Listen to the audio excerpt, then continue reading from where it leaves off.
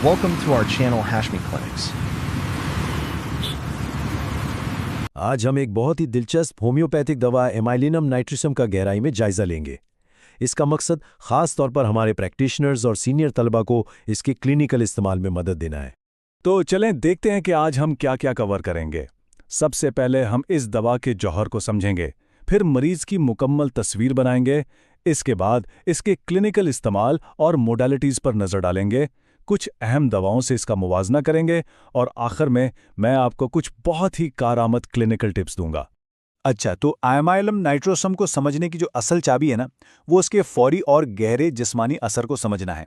अगर ये समझ आ गया तो पूरी दवा की तस्वीर वाज़ेह हो जाएगी। इसका जो मरकजी एक्शन है वो वासोमोटर नर्व्स पर है। ये जिस्म के तमाम छोटी शरियानों और कैपिलरीज को अचानक और बहुत तेजी से फैला देती है। और ये तीन अल्फाज लहर, तमतमाहट, धड़कन, ये इस दवा के पूरे जौहर को, उसकी पूरी रूह को बयान कर देते हैं। ये एक ऐसी कैफियत है जैसे जिस्म के अंदर खून की नालियों में एक शदीद तूफान बरपा हो। तो सवाल यह है कि ये जो जिस्मानी तूफान है ये मरीज में जाहिर कैसे होता है। आइए इसकी ज़हनी और अमूमी अलामात से शुरू करते हैं और मरीज का एक खाका बनाते हैं। देखें, ज़हनी हालत में एक शदीद किस्म की बेचैनी और बेकरारी है, और ये बेचैनी अंदरूनी जिस्मानी उपतरी की वजह से है। ये कोई दबी दबी खामोश परेशानी नहीं, बल्कि एक ऐसी बेचैनी है जिसमें मरीज हलचल में होता है, एक जगह टिक कर नहीं बैठ सकता। जिस्मानी उमूमी अलामात भी इसी मरकजी ख्याल को आगे बढ़ाती हैं, यानी सुकून और कुशादगी की शदीद ज़रूरत। मरीज को ठंडी ताज़ा हवा की इतनी शदीद ख्वाहिश होती है कि वो सख्त सर्दी में भी खिड़कियां खोल देता है और अंदरूनी तनाव को कम करने के लिए मुसलसल अंगड़ाइयां लेता है। जाहिर है खून के इस शदीद बहाव का सबसे ज़्यादा असर सर और चेहरे पर ही नजर आएगा। आपको वाज़े तौर पर धड़कन महसूस होगी और साथ ही कुछ बहुत अजीब खुदकार हरकतें भी, जैसे जबड़े का मुसलसल चलना। और ये कॉलर बहुत तंग महसूस होता है। ये एक कलीदी अलामत है, एक हॉल मार्क। ये गर्दन में घुटन का वो एहसास है जो इसे लेचिसिस जैसी बड़ी दवाओं की सफ में ला खड़ा करता है। दिल तो जैसे इस पूरे तूफान का मरकज होता है। धड़कन बहुत शदीद, बेतरतीब और तेज़ होती है और मरीज को सीने पर, ख़ासतौर पर दिल के मुकाम पर, एक अजीब सी बेचैनी और घुटन का एहसास होता है। ये इस दवा की सबसे अजीब और ख़ास अलामात में से एक है। जिस्म को खींचने की, अंगड़ाई लेने की एक ऐसी गहरी और मुस्तकिल ख्वाहिश जो पूरी ही नहीं होती। मरीज इतना बेचैन हो जाता है कि वो दूसरों से कहता है कि उसे खींचने में मदद करें।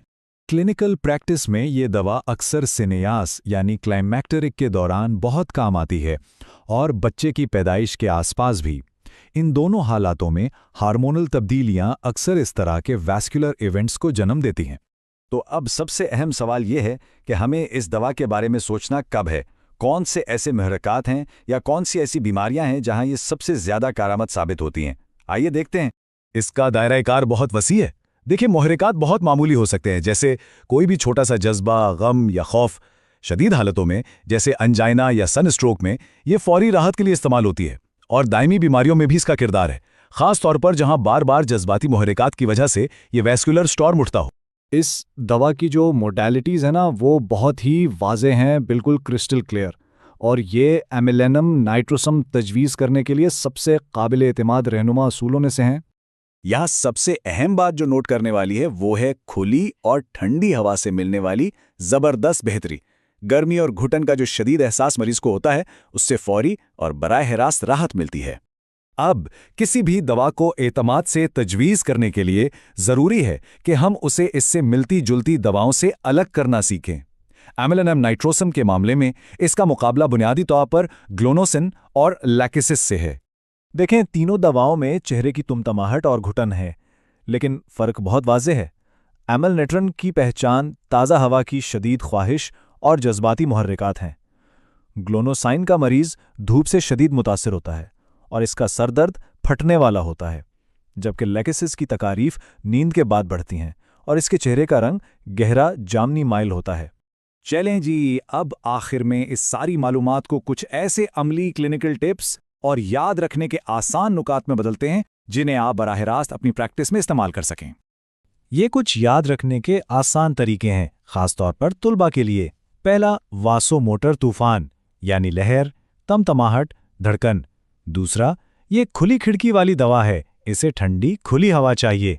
तीसरा, ये 3 अलामात याद रखें: तंग कॉलर, दिल की फड़फड़ाहट और जज्बात पर चेहरे का सुर्ख होना। और आखिर में वो अजीब अलामात, मुसलसिल उंगड़ाइयाँ और गहरी जमाइयाँ।